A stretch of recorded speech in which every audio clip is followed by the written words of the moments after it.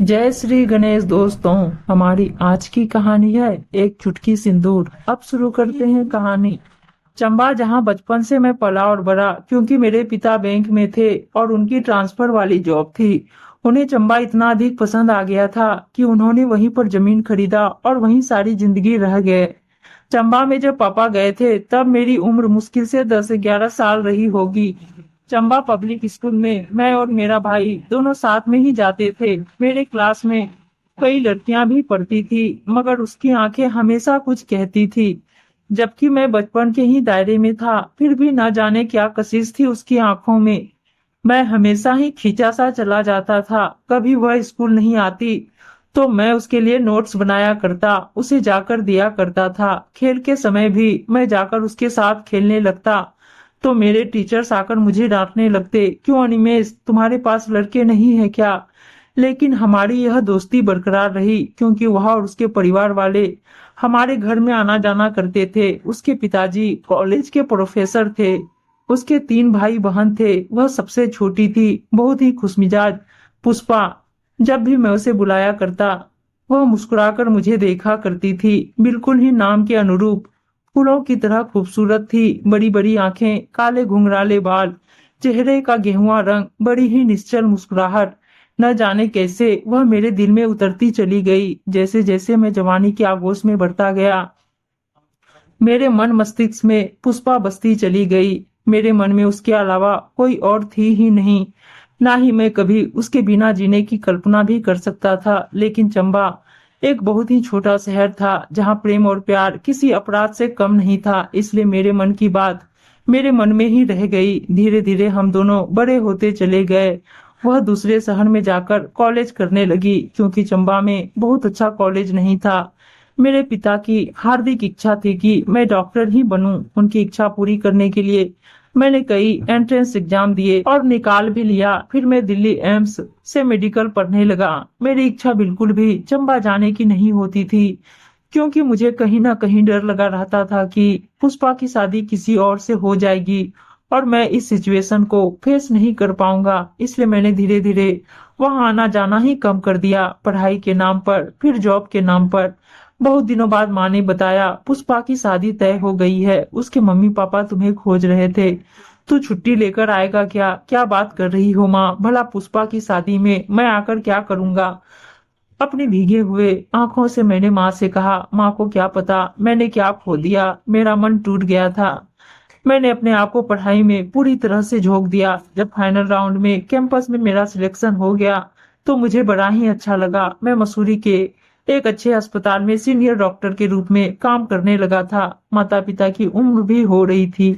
माँ पापा चाहते थे कि मेरा घर बस जाए, मगर मेरा टूटा हुआ दिल कुछ भी गवारा नहीं कर पा रहा था। माँ ने कई बार मुझसे कहा, अनु, अगर तुम्हें कोई पसंद है तो मुझे बता दे, मैं उसे ही घर बहू बनाकर ले आऊंगी, मुझे कोई आपत्ति नहीं। लेकिन बेटा, इतना पढ़ लिख कर इतनी अच्छी तनख्वाह लेने वाला लड़का शादी के नाम से क्यों भागता है?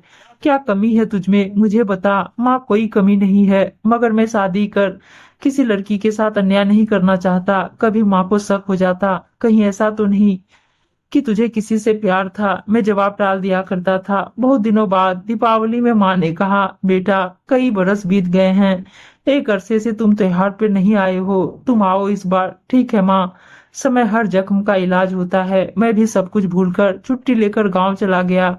कुछ वैसा ही था, कुछ बदल भी गया था, मगर मेरा घर अभी भी बाहें फैलाकर मेरा इंतजार कर रहा था। मेरी आंखों में आंसू आ गए। माँ, सब कुछ वैसा ही है। सलमा अंकल आंटी, हाँ बेटा, सब कुछ वैसे ही है। कुछ बदल गया है, कुछ नया बन गया है, कुछ पुराने लोग यहाँ से चले गए, बाकी सब कुछ वैसा ही है। कल तुम घूम कर आओ ना, घर पर क्यों बैठे रहते हो? हाँ, मैं तो आज ही घूमने जाता हूँ। ठीक है बेटा, जाओ।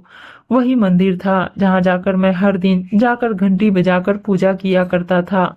आज न जाने मेरे पैर उधर कैसे उठ गए थे और मैं उधर ही चला गया। मंदिर की सीढ़ियां चढ़ते हुए मैं पुरानी बातें याद कर रहा था। किसी बहाने से पुष्पा भी रोज आया करती थी मंदिर में प्रणाम करने के लिए, और मैं भी इधर से जाया करता था। आंखों आंखों में हम दोनों में कुछ बातें हो भी जाया करती थी और एक दूसरे को देखकर हम मुस्कुरा दिया करते थे। न जाने कितनी उमंगे थी और हर कुछ ऐसा लगता था जैसे मेरी मुट्ठी में आ जाएगा।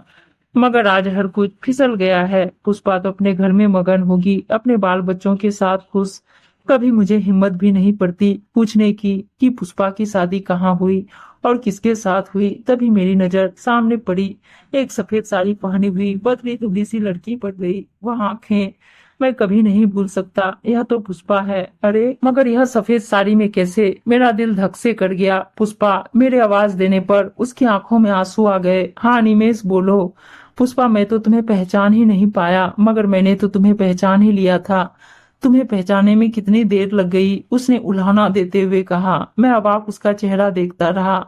मैंने कहा, पुष्पा यह सब क्या है? तुम यह सफेद कपड़े। मैंने अपनी बात अधूरी छोड़ दी। नियति है निमेश, भाग्य का लिखा हुआ। अब तो आदत पड़ गई है। यह कब हुआ? 3 साल पहले। ओह, और तुम्हारे बच्चे? एक बेटी है। आओ ना घर, मम्मी पापा बहुत खुश होंगे। हाँ जरूर। मेरा दिल पहले से टूटा हुआ था, एक बार फिर से टूट गया। कभी मैंने यह नहीं सोचा था कि पुष्पा मुझे इस रूप में कभी मिलेगी भी। मेरी आंखों में आंसू आ गए। मैं घर आया, अपनी माँ से पूछा, माँ पुष्पा के साथ क्या हादसा हुआ था? पुष्पा के साथ? अरे वह तुम्हें कहाँ मिली? मंदिर में। आज जब मैं मंदिर गया तो वह मंदिर में आई थी। मैं सदमे में आ गया। अरे क्या बताऊं बेटा, लो चाय पियो। बड़ी ही बदकिस्मत है वह बच्ची। बड़ी धूमधाम से शर्मा जी ने उसका ब्याह किया था। लड़का भी बहुत अच्छा था, परिवार भी बहुत अच्छा दिखता था, मगर उन लोगों ने कितनी चालाकी दिखाई।